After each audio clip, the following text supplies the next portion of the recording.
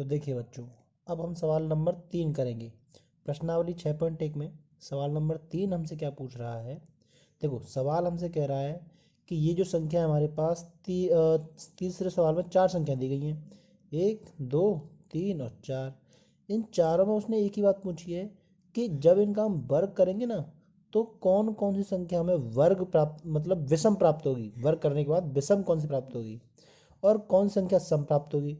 तो सम का तो बताइए या मत बताइए, लेकिन इसने पूछा है विषम कौन सी प्राप्त होगी। तो देखो, इसके लिए क्या है, तुमने ना एक चीज़ नोटिस करी होगी वर्ग में, 1 से लेकर 10 तक के वर्ग में। तो देखिए क्या होता है, जैसे 1 का वर्ग किया तो 1 का वर्ग करने पर क्या प्राप्त होता है, 1। 2 का वर्ग करने पर 4, 3 का वर्ग करने पर 9, 4 का वर्ग करने पर 16, 5 का वर्ग करने पर 25, 6 का वर्ग करने पर 36, 7 का वर्ग 49, 8 का वर्ग 64, 9 का वर्ग 81 और 10 का वर्ग 100। तो हमने क्या नोटिस किया, देखो 1 है, 3 है, 5 है, 7 है और 9 है। ये सभी कैसी संख्याएं हैं, ये सभी की सभी विषम संख्याएं हैं। जब विषम का वर्ग करते हैं ना, तो हमें कैसी संख्या प्राप्त होती है, देखो 1 3 25 49 81, ये सभी कैसी हैं, विषम हैं। और जब सम का वर्ग किया तो कैसी संख्या प्राप्त हुई, हमें सम प्राप्त हुई। तो इसका मतलब हमारे पास ये ऑब्जर्वेशन कहता है कि जब विषम संख्याओं का वर्ग करेंगे तो विषम प्राप्त होगी और सम का वर्ग करेंगे तो सम प्राप्त होगी। जिन बच्चों को सम और विषम नहीं आता है ना, वो देखिए सम और विषम क्या होते हैं। जब हम किसी भी संख्या में 2 का भाग देते हैं, तो अगर हमें शेषफल 0 प्राप्त हो जाए तो समझ लो वो सम है।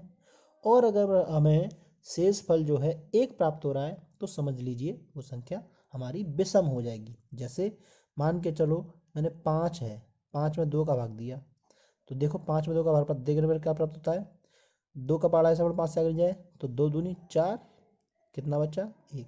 एक शेषफल बच गया ना। और जब भी शेषफल 1 बचेगा वो संख्या कैसी हो जाएगी, विषम हो जाएगी।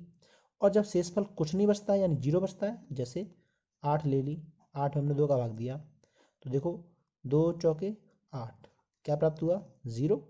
तो इसका मतलब 8 कैसी हो गई, सम हो गई। या फिर हम ये कह सकते हैं कि संख्या चाहे कितनी भी बड़ी हो, उसका इकाई अंक, इकाई मतलब देखो सीधे हाथ की तरफ से संख्या पढ़ते हैं हम, तो ये होती है इकाई, दहाई, सैकड़ा, हजार, 10,000। तो पहली वाली संख्या सीधे हाथ की ओर वो होती है इकाई अंक, ठीक है ना। अगर हमारा इकाई अंक कैसा है, अगर हमारा इकाई अंक है जैसे 1 है, 3 है, 5 है, 7 है या फिर 9 है, तो संख्या होंगी सब विषम। और अगर 2 है, 4 है, 6 है, 8 है या 0 है, तो संख्या कैसी होंगी, हमारी सारी सम होंगी। तो ये इसकी पहचान हो गई। तो यहाँ आपने देखा, ये जो पहला सवाल है ना, इसमें क्या है, 431 है, इसका एक अंक कितना है, इकाई अंक 1 है। तो अब जब 1 का वर्ग हम करेंगे तो क्या प्राप्त होता है हमें, 1। तो वैसे भी ये संख्या विषम है, और जब विषम का वर्ग करते हैं तो क्या प्राप्त होता है, विषम। तो इसलिए हम यहाँ पे कह सकते हैं कि ये संख्या एक विषम संख्या है, और विषम का वर्ग करने पर संख्या प्राप्त होती है विषम। तो ये इसका कारण है। तो पहचान होगी ना कौन कौन सी विषम है। तो देखो ये विषम है, ये विषम है, तो इन दोनों का वर्ग करेंगे तो हमारा जो आंसर आएगा ना वर्ग, वो आएगा विषम संख्या, ठीक है। और इसका वर्ग करेंगे तो हमारा जो आंसर आएगा वो आएगा सम संख्या। क्यों आएगा सम संख्या, क्योंकि ये दोनों कैसी हैं, सम संख्याएं। तो हम यहाँ लिख सकते हैं, चूंकि 431 एक विषम संख्या है, विषम संख्या है, इसलिए